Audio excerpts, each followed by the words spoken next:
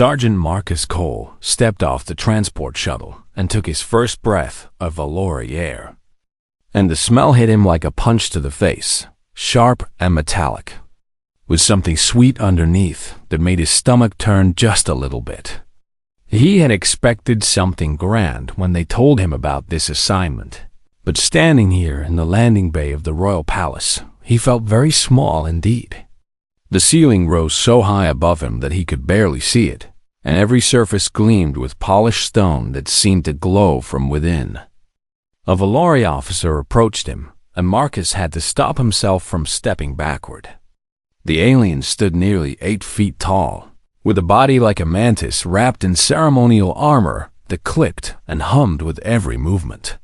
4 arms folded across its chest, and compound eyes regarded Marcus with something that looked very much like disgust. "You are the human," the officer said, and it was not a question, but a statement of disappointment. "Sergeant Marcus Cole, United Earth Defense Force, reporting for duty as diplomatic guard representative," Marcus replied, keeping his voice steady and his spine straight. The Valori made a sound that might have been laughter, a dry clicking noise that echoed through the massive chamber. Behind the officer, 3 other Valori guards watched the exchange, and Marcus could feel their contempt like heat from a fire. "Follow me, human," the officer commanded, already turning away, "and try not to touch anything with your soft little fingers." Marcus followed, and so began his service in the court of Queen Saelithra of the Valori Dominion. The first week taught him exactly where he stood in the palace hierarchy, which was somewhere below the cleaning drones and just above the waste recyclers. The Thornclad, the elite royal guards, made sure he understood this through 1,000 small cruelties that never quite crossed the line into something he could officially report. They assigned him quarters in a forgotten corner of the servant wing, a room so small he could touch both walls at the same time. They gave him rations meant for beings with completely different digestive systems, and watched with amusement as he choked down food that tasted like bitter chemicals. They spoke about him in their clicking language whenever he was near, and he learned to recognize the sounds of mockery, even if he could not understand the words. Commander Vethrak, leader of the Thornclad, summoned Marcus on his 8th day to explain his duties. The massive Valori warrior looked down at Marcus like he was examining an interesting insect. "You will stand at ceremonial functions," Vethrak said. "You will wear the uniform we provide, and you will smile for the diplomatic recordings that show our great alliance with the human species. You will not speak unless spoken to. You will not approach the Queen unless commanded, and you will not, under any circumstances, attempt to actually guard anything." "Sir, I was trained as a combat soldier," Marcus said. "If there is any way I can contribute to the Queen's actual security." Vethrak's 4 arms snapped forward so fast that Marcus barely saw the movement. And suddenly clawed hands gripped his shoulders and lifted him off the ground like he weighed nothing at all. "You think your soft body could protect our Queen from anything?" the commander hissed, compound eyes glittering with anger. "You humans are children playing at war. Your species discovered fire while we were building empires across the stars. You will stand where we tell you to stand and pretend to be a soldier, and that is all you are capable of." He dropped Marcus to the floor and walked away without another word. Marcus picked himself up, checked for injuries, found none that mattered, and went to his assigned post. He had a job to do, and he would do it, even if everyone around him thought he was worthless. He first saw Queen Saelithra 3 days later, during a formal ceremony in the Crystal Throne Room. She was magnificent in a way that had nothing to do with human standards of beauty. 7 feet of graceful limbs and iridescent carapace, with wings folded against her back that shimmered with colors Marcus had no names for. Her eyes were vast and ancient, holding the weight of 1,000 generations of rule. She glanced at him once, her gaze passing over him the way someone might notice a piece of furniture, and then she looked away and did not look at him again. That was fine, Marcus told himself. He was not here to be noticed. He was here because Earth needed this alliance. Because the Valori controlled shipping lanes that human colonies depended on. Because politics required gestures of cooperation, even if those gestures were meaningless. But he watched, because watching was what soldiers did when they could not act. He watched the courtiers who clustered around the throne, noting which ones seemed nervous and which ones seemed too confident. He watched the thorn-clad guards, learning their patrol patterns and their blind spots. He watched Prince HFY, the Queen's younger brother, and something about the prince made the hairs on the back of his neck stand up. HFY was smaller than his sister, but carried himself like he was larger. He smiled too much and laughed too loudly, and whenever he thought no one was looking, his eyes would settle on the throne with a hunger that made Marcus uncomfortable. Marcus mentioned his concerns to Lieutenant Chen during their weekly communication check. Chen was his handler back at the embassy, the only human he could talk to. "You think the prince is plotting something," Chen said through the secure channel, and Marcus could hear the exhaustion in her voice. "I think something is wrong in this palace," Marcus replied. "The guards are nervous about something, and the prince keeps having private meetings with Commander Vethrock." "Marcus, listen to me carefully," Chen said. "You are a ceremonial ornament. The Valori have been running their empire for 50,000 years without human help, and they do not need or want your observations about their internal politics. Do your job, smile for the cameras, and do not cause an incident that sets back human-Valori relations by a century. But if the Queen is in danger, then her own people will protect her. That is not your job.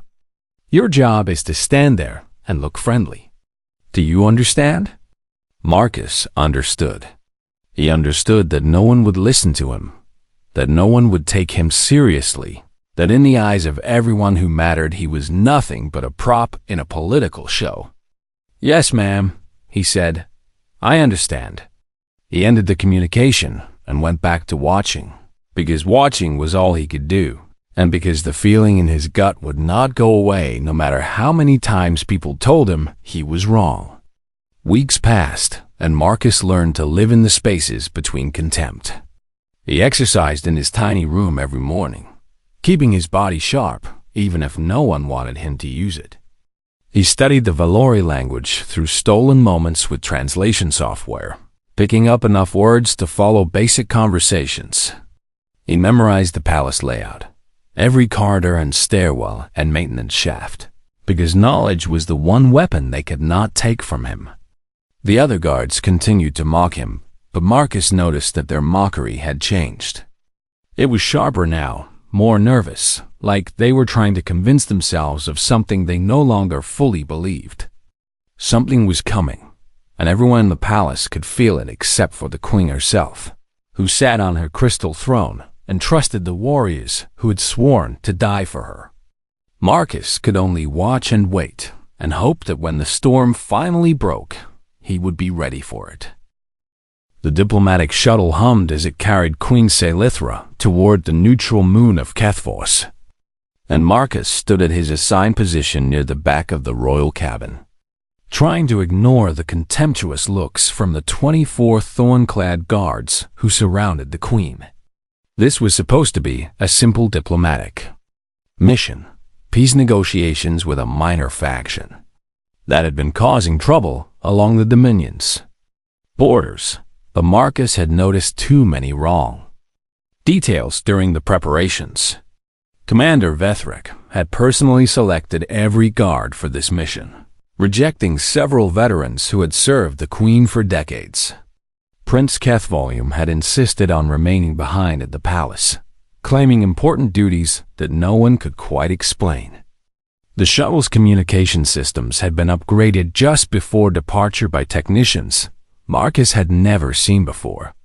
He had tried one more time to voice his concerns, approaching Sub-Commander Threlic, who had always seemed slightly less hostile than the others.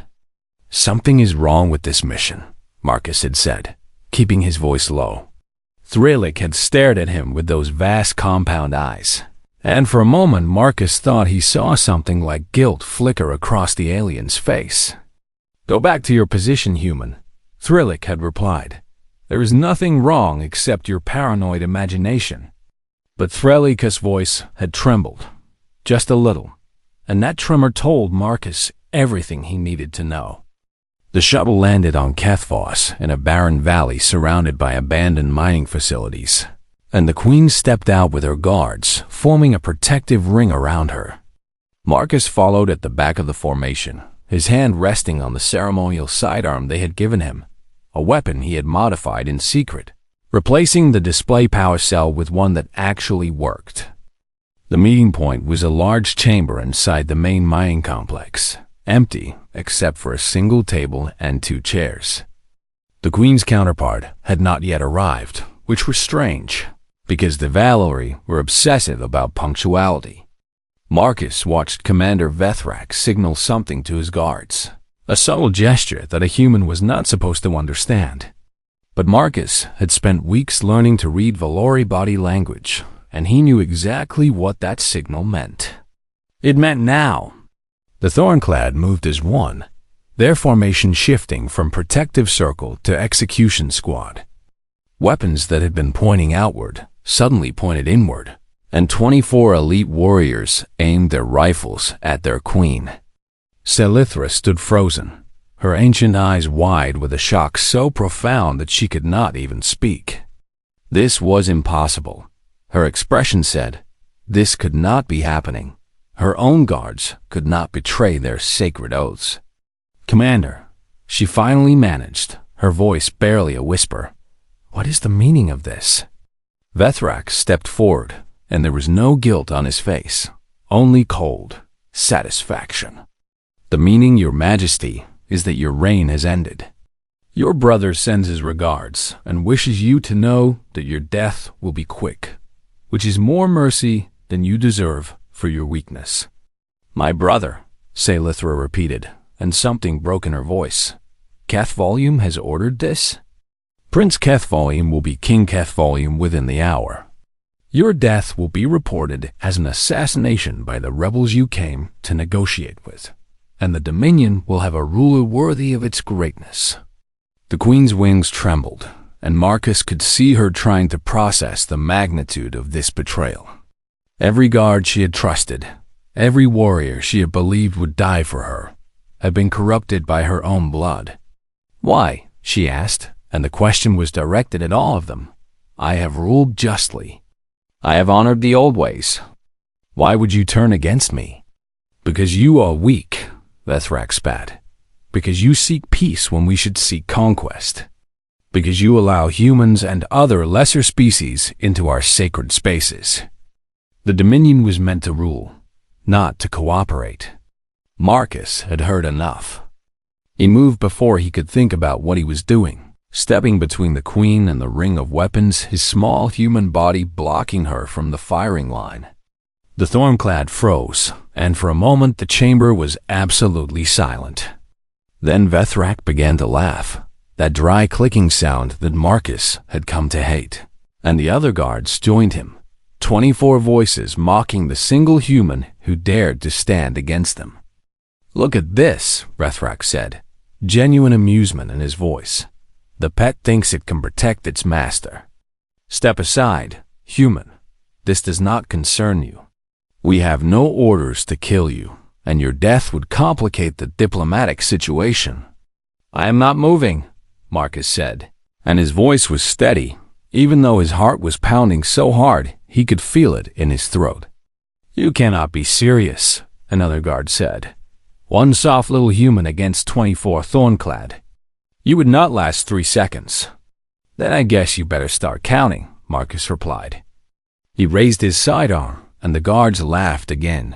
They knew the ceremonial weapons were powerless, nothing but showpieces for political display. Marcus fired.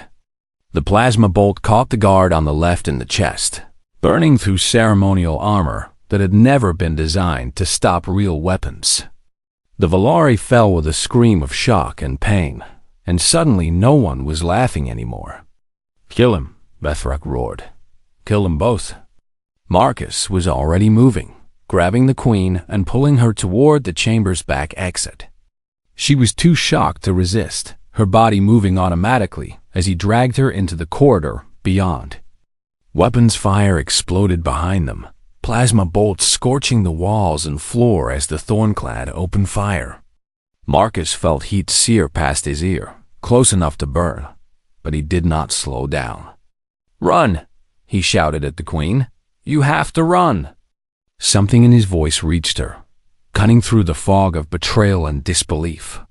Her legs began to move on their own, her natural speed carrying her alongside him as they fled deeper into the mining complex.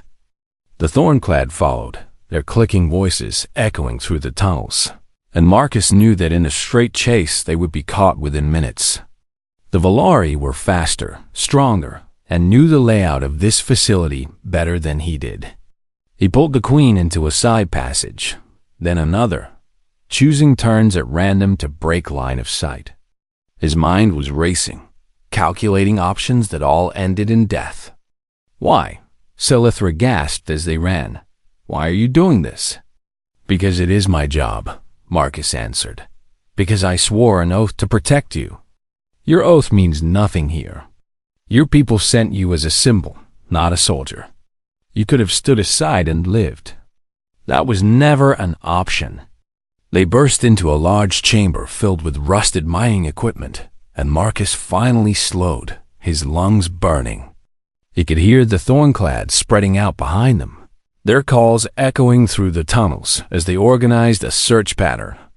The queen stared at him with those ancient eyes, and for the first time she truly saw the human who had placed himself between her and death. "You are injured," she said, and Marcus looked down to see blood soaking through his uniform. A plasma bolt had grazed his side without him even noticing. "It is nothing," he said, though it hurt more than he wanted to admit. "You cannot fight them all. Even your bravery cannot change simple mathematics." "I do not need to fight them all," Marcus said, checking his weapon's power level. "I just need to keep you alive long enough for help to arrive." Before we left, I sent a coded message to Lieutenant Chen, telling her something was wrong. She will have contacted the Loyalist fleet. "And how long until they arrive?" Marcus hesitated, because the truth was not encouraging. "Maybe 6 hours, maybe more." The queen made a sound that might have been despair. "We will not survive 6 hours. They will hunt us down within one." "Then we better start running again," Marcus said, grabbing her hand. "And your majesty, from now on, when I tell you to move, you move. When I tell you to hide, you hide. I do not care if you are the queen of 1,000 worlds. Right now I am the only thing standing between you and death, and you will do exactly what I say." She should have been outraged at being spoken to like that. Any other time, any other place, those words would have meant his execution. Instead, she nodded. "Lead the way, human." And Marcus led her deeper into the darkness, towards 6 impossible hours that would change everything. The mining tunnels of Kethvos stretched for hundreds of miles beneath the moon's surface, a maze of abandoned shafts and collapsed passages that had not seen workers in decades. Marcus led the queen through this darkness, following emergency lighting that flickered and died as they passed. He could hear the Thornclad behind them, their clicking calls echoing through the stone. They were organized now, spreading out in a search pattern designed to corner prey with no escape. "They are faster than you," Silithra said, her voice tight with fear she was trying to hide. "They will catch us." "Speed is not everything," Marcus replied, stopping at an intersection where 3 tunnels branched away into darkness. "They expect us to run, to panic, to make mistakes. They think they are hunting prey." He pulled a small device from his belt, a multi-tool that every human soldier carried, and began working on a panel in the wall. "What are you doing?" "Changing the rules. They think this is a hunt, but I'm going to make it a war." The panel came open, revealing old wiring and control circuits. Marcus studied them for a moment, then began cutting and reconnecting in a pattern the Queen did not understand. "I do not know much about human military history," she said, watching him work. "Your species is young, and we have not paid much attention." "That is your first mistake," Marcus said, not looking up from his work. "Humans have been killing each other for a very long time. We have gotten very good at it." Something clicked inside the panel, and suddenly the lights in the left tunnel began to flicker in a specific pattern. Marcus smiled grimly. "That tunnel leads to a dead end. The lights make it look like someone just passed through. Standard misdirection." He led her down the right tunnel instead, moving quickly but quietly. Behind them, they heard the Thornclad take the bait, their clicking voices heading left toward the trap. "That will only delay them for minutes," the Queen said. "Minutes add up," Marcus replied. "We have 6 hours to survive. Every minute I buy is a minute closer to rescue." They moved deeper into the complex, and Marcus began to see the shape of a plan forming in his mind. The mining facility was old and forgotten, but it still contained equipment, chemicals, and infrastructure that could be turned into weapons.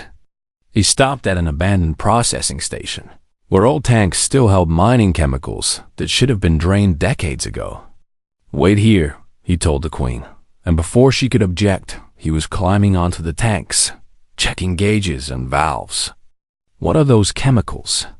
"Something called trioxide compound, according to this label. Highly unstable when exposed to electrical current. The miners used it to break up rock formations." He found what he was looking for, a tank that was still half full, and began rigging a detonator from spare parts in his toolkit. "You are going to blow up the tunnels behind us?" "Part of them? Enough to slow them down and split their forces. We cannot outrun them, but we can outthink them." The Thornclad were getting closer again, their search pattern adapting to account for the misdirection. Marcus could hear Commander Vethrek shouting orders, his voice sharp with frustration. "Spread out and check every passage. The human is clever, but he is only human. He will make a mistake eventually." Marcus finished his work and grabbed the Queen's hand again, pulling her away from the processing station. They had gone maybe 50 meters when he triggered the detonator. The explosion shook the entire tunnel system, a massive thunder that seemed to go on forever. Behind them, rock collapsed and metal screamed, sealing off the passage they had come through. Screams echoed through the dust, Valori screams, and Marcus knew that at least some of the Thornclad had been caught in the collapse. "You killed them," Selithra said, and there was something in her voice that Marcus could not quite identify. "They were trying to kill you, I know. It is just no one has ever killed for me before. The Thornclad were supposed to do the dying, not the killing." "Get used to it," Marcus said. "Before this night is over, more of them are going to die." They pushed on, and Marcus continued to set traps as they went. He rigged falling debris in narrow passages, created false trails that led to dangerous drop-offs, and used the facility's old communication system to broadcast, confusing signals that made it impossible for the Thornclad to coordinate. The hours crawled by, and the hunting party's numbers began to shrink. Every trap did not work. The Valori were skilled warriors, and they learned quickly, but enough of them worked that the impossible odds began to shift. By the 4th hour, Commander Vethrek had lost 8 of his guards, and the survivors were no longer laughing about the soft little human. "This is impossible," one of them said, and Marcus heard the conversation through a monitoring station he had hacked into. "He is just one human. How is he doing this?" "He fights like a cornered predator," another replied. "No rules, no honor, just survival." "Humans have no honor," Vethrek spat. "That is what makes them dangerous. They do not fight the way civilized species fight. They fight to win, no matter the cost." "What do we do, Commander?" "We stop underestimating him. Tighten the formation. Check every shadow twice. And remember, he's still just flesh and blood. He will tire. He will make a mistake. And when he does, we will be there. Marcus heard all of this, and he knew Vethrak was right. The traps and tricks were buying time, but they could not buy forever. His body was exhausted, his wound was bleeding again, and he was running out of options. The queen watched him work through the pain, and something shifted in how she looked at him.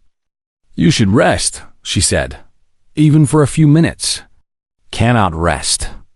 If I stop moving, I might not start again." "You are afraid," she said, and it was not an accusation, but an observation. "Of course I am afraid. Only an idiot would not be afraid right now. But you keep fighting anyway?" Marcus stopped what he was doing and looked at her, really looked at her. And for a moment, the soldier and the queen were just two people trying to survive. "Fear is not the enemy," he said. "Fear is just your brain telling you that something matters." The Thornclad think courage means not being afraid, but that is wrong. Real courage is being afraid and doing the right thing anyway. "Your species is strange," Salithra said. "You are so fragile, so short-lived, so weak by every measure we use, but there is something in you that we do not understand." "Maybe that is your second mistake," Marcus replied with a tired smile. "Never underestimate a human who has something to protect." The fifth hour brought them to a collapsed section that Marcus had been hoping to avoid. The tunnel they needed was blocked by tons of fallen rock, and the only alternative route would take them straight into the remaining Thornclad. "We are trapped," the queen said. Marcus studied the collapse, looking for any weakness, any gap they could squeeze through. His engineer's eye found what he was looking for, a small opening near the top, barely large enough for a human to crawl through. "I can fit," he said, "but you cannot. Your wings make you too wide." "Then we find another way." "There is no other way. But if I can get through, I can attack them from behind. I can draw them away from you, give you time to hide until the fleet arrives. You would die. Maybe, probably. But you would live." The queen stared at him, and Marcus saw something he had never expected to see in those ancient eyes. Tears, or whatever the Valori equivalent was, moisture gathering in faceted surfaces. "Why?" she asked again. The same question she had asked hours ago. "Why would you do this?" "Because you are worth protecting," Marcus said simply. "Because I said I would. Because someone has to." He began to climb toward the gap, but her hand caught his arm, 4 fingers wrapping around his wrist with surprising gentleness. "No," she said, "I will not let you die alone. We survive together or not at all." "Your Majesty, that is an order from your queen," she said, and there was steel in her voice now. Ancient authority that demanded obedience. "We find another way, or we make our stand together. I will not be the queen who let a human die for her while she hid in the darkness." Marcus wanted to argue, but he looked into her eyes and saw that she meant every word. "Together then," he said. "Together." They found their final battleground in a collapsed storage chamber deep in the mining complex, a dead end with only one entrance, which meant enemies could only come from one direction. Marcus spent precious minutes fortifying the position, dragging old equipment into a barricade and rigging the last of his improvised explosives in the entrance tunnel. His hands were shaking from exhaustion and blood loss, but he did not stop until the work was done. "How many are left?" the queen asked, helping him stack metal crates into a defensive wall. 14, maybe 15. I'm not sure how many the last trap caught. Against 2 of us. Those are not good odds." "The odds have been bad all night," Marcus replied, checking his sidearm. The power cell was almost empty, maybe 10 shots remaining. But we are still alive. Salithra watched him work, and the question that had been burning in her mind finally demanded an answer. "I need to understand something," she said. "My entire life, I have been taught that loyalty is instinct.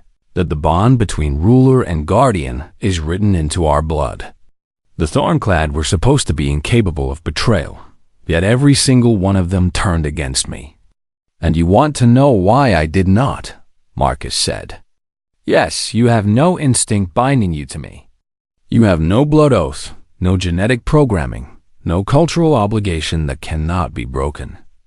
By every measure I understand, you should have stepped aside and let them kill me. It was the logical choice, the safe choice.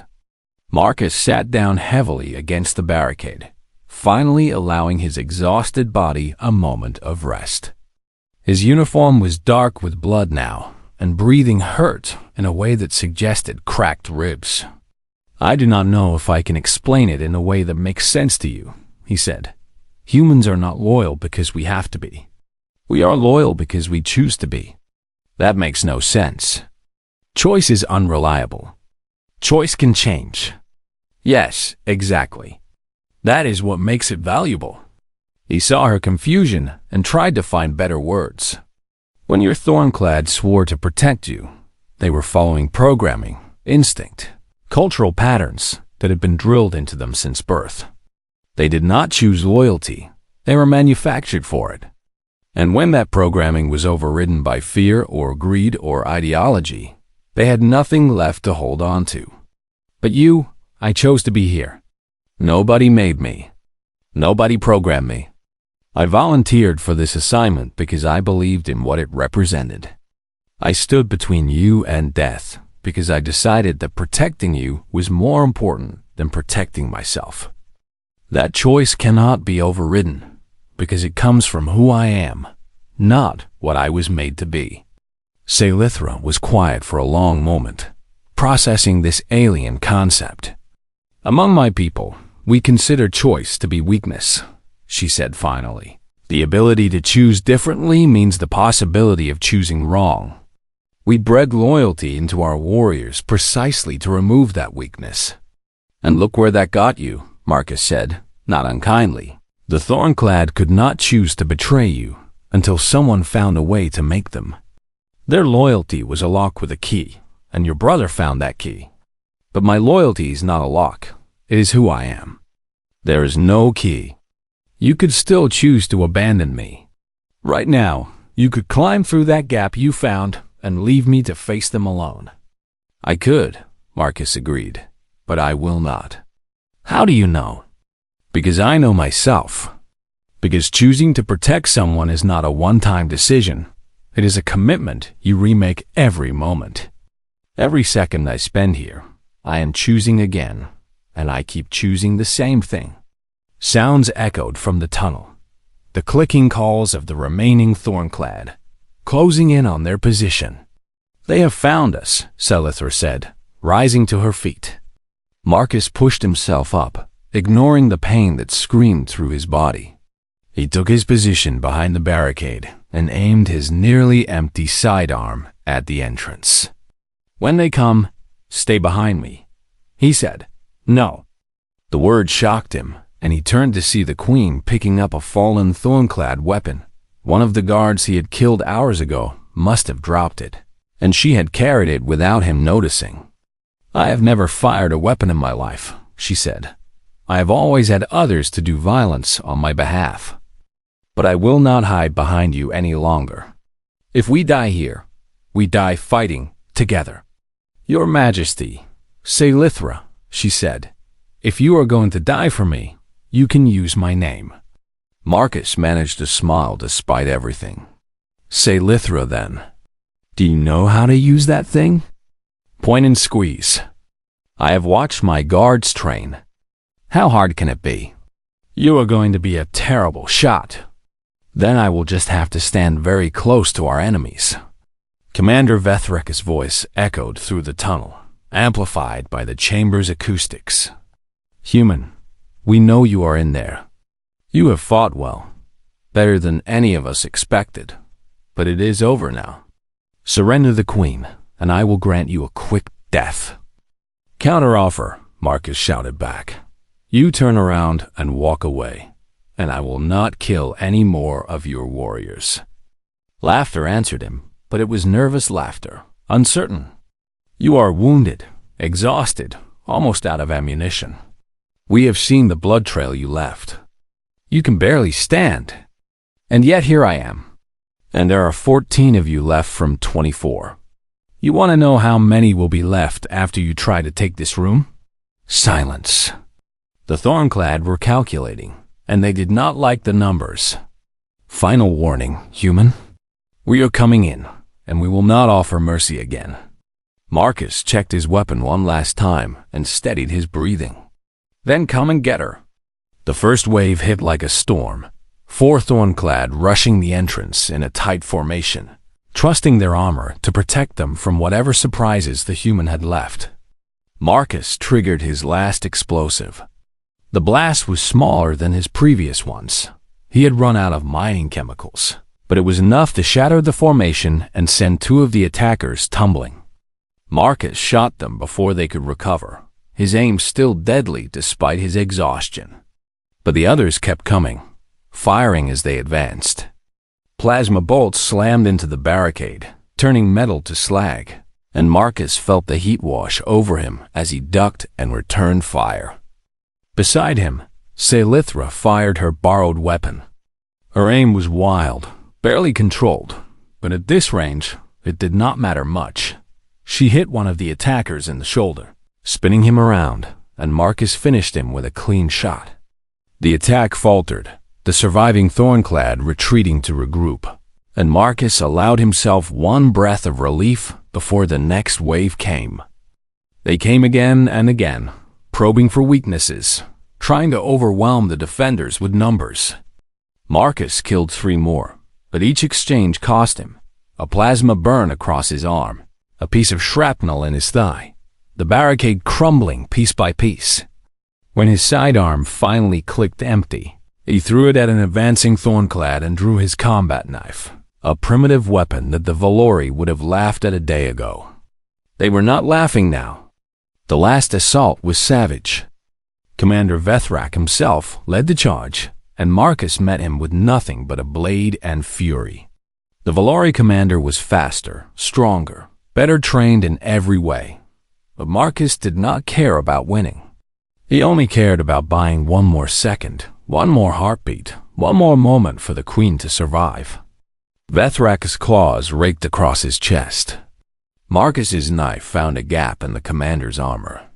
They fell together, struggling, bleeding, 2 warriors at the end of their strength. And then Salithra stood over them with her weapon aimed at Vethrak's head. "Call off your guards," she commanded, and her voice was cold as ancient ice. "Call them off, or I will execute you myself."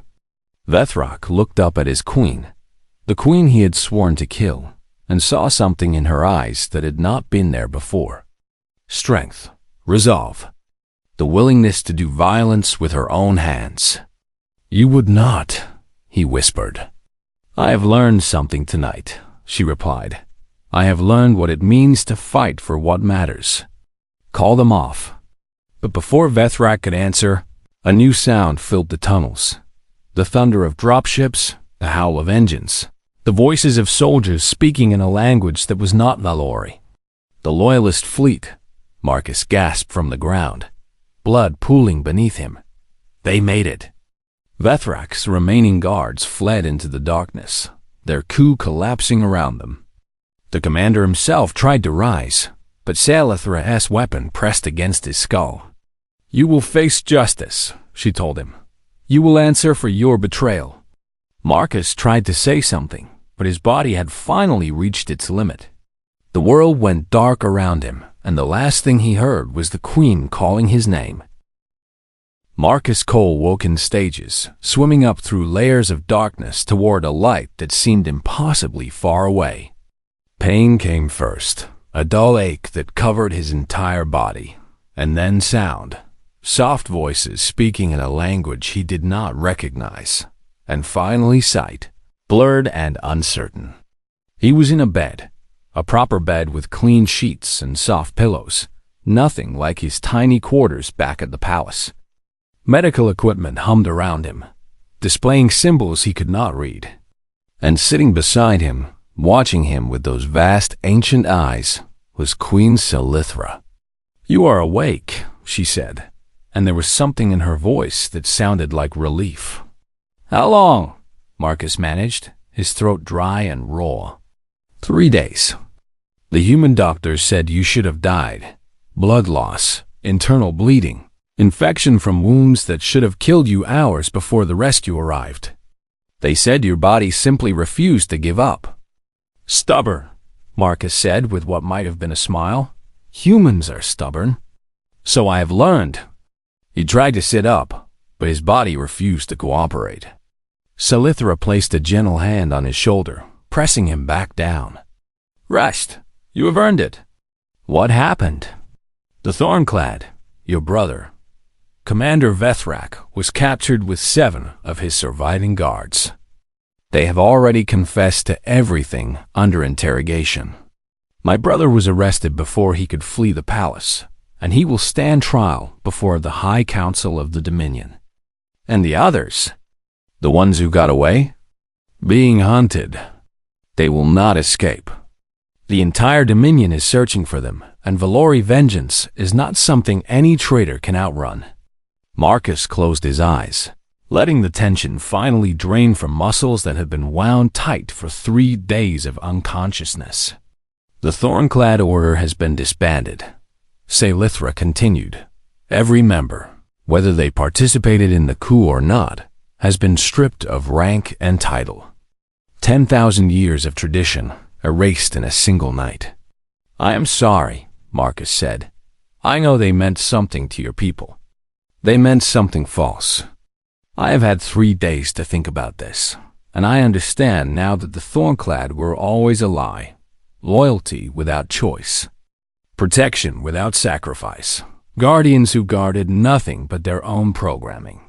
She leaned forward, and Marcus saw something in her eyes that he had never seen before.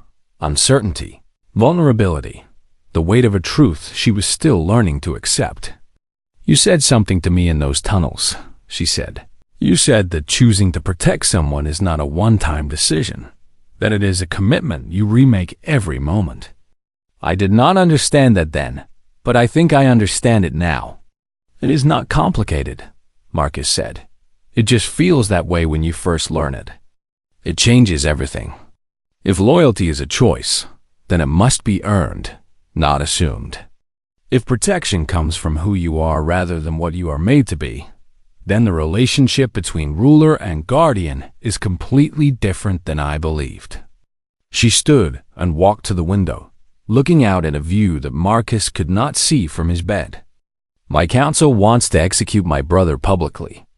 They want to make an example of him, to show the Dominion that betrayal will be punished with the ultimate severity. I am supposed to announce the sentence tomorrow. But I keep thinking about what you showed me. You fought without hatred, killed without cruelty, did terrible things because they were necessary, and not because you enjoyed them. There was honor in your violence, even when you were fighting for survival." Marcus was quiet, waiting.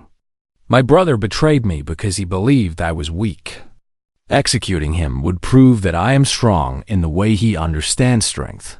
But that is his way, the old way, the way that created the Thornclad and their false loyalty. What do you want to do?"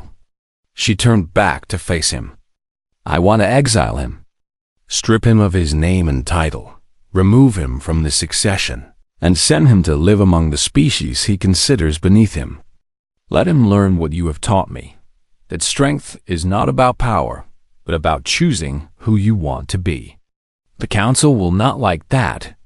The council can adapt or be replaced. I am the queen, and this is my decision." Marcus heard the steel in her voice and smiled despite his pain. "You have changed. You changed me. You and your impossible survival, your stubborn refusal to be what we expected. You showed me that everything I thought I knew about loyalty and strength and honor was incomplete." She returned to his bedside and did something that shocked him. She bowed, her elegant form folding in a gesture of respect that Valori royalty had not performed in millennia. "I owe you my life, Marcus Cole." I owe you more than I can ever repay, and I intend to spend the rest of my reign trying. Your Majesty, you do not need to. I have already made my decision. Tomorrow, in front of the High Council and representatives from every species in the Dominion, I will announce the creation of a new position, the First Shield, a title that has not existed for 10,000 years.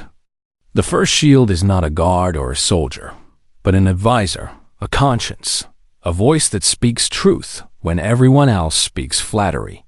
Marcus stared at her, not quite believing what he was hearing. The First Shield serves for life and cannot be removed except by their own choice. They have access to every council, every decision, every secret of the throne. And they answer only to the ruler they have sworn to protect. I want you to stand beside me, Marcus Cole. Not because you have to, not because you are programmed to, but because you choose to.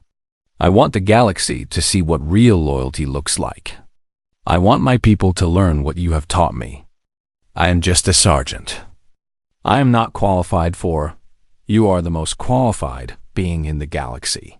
You proved that in the darkness under Kethphos, when you stood against impossible odds because it was right, not because it was smart. That is exactly what I need. Marcus thought about everything that had happened, the contempt of the Thornclad, the endless mockery, the moment when he had stepped between the Queen and certain death without hesitation. He thought about his orders from Earth, his duty to his own people, the political complications that this decision would create. And then he thought about Salithra, about the change he had seen in her, about the possibility that everything he had done might actually matter. My superiors on Earth will not be happy, he said. Then I will convince them. I am very good at diplomatic persuasion when I choose to be. Besides, having the First Shield of the Valori Dominion be a human will do more for your species than 1,000 trade agreements. You have thought about this. I have had 3 days with nothing to do but think and wait for you to wake up. Believe me, I have considered every angle. Marcus looked at her, this ancient alien, queen who had been transformed by a single night of terror and survival, and made his choice. All right, he said. I accept. Salithra smiled, and it was the first time he had seen her smile. Good. Now rest. You have a ceremony to attend tomorrow, and I need my First Shield to be able to stand without falling over. She moved toward the door, then paused and looked back. Marcus, yes? Thank you. Not for saving my life, though I am grateful for that. Thank you for teaching me something new. My species has been in the galaxy for 50,000 years, and we thought we knew everything. You showed us how much we still have to learn. She left, and Marcus lay in his bed, staring at the ceiling of an alien medical bay on a ship that belonged to a species that had considered him worthless just days ago. He had come here expecting nothing, wanting nothing, asking only to do his job and go home. Instead, he had changed the future of an empire and earned a position of honor that no human had ever held. He closed his eyes and let himself rest, because tomorrow the real work would begin, standing beside a queen who had learned to choose, in a court that was learning to change. As the first human to hold a title that had been ancient when his species was still learning to walk. It was, he decided, a pretty good promotion for a stubborn sergeant who just did his job. The stars continued to turn outside his window, and somewhere in the vast darkness, the galaxy was already beginning to whisper about the human who had stood alone, against impossible odds, not because he had to, but because he chose to. And that, more than anything else, was what made humans truly dangerous.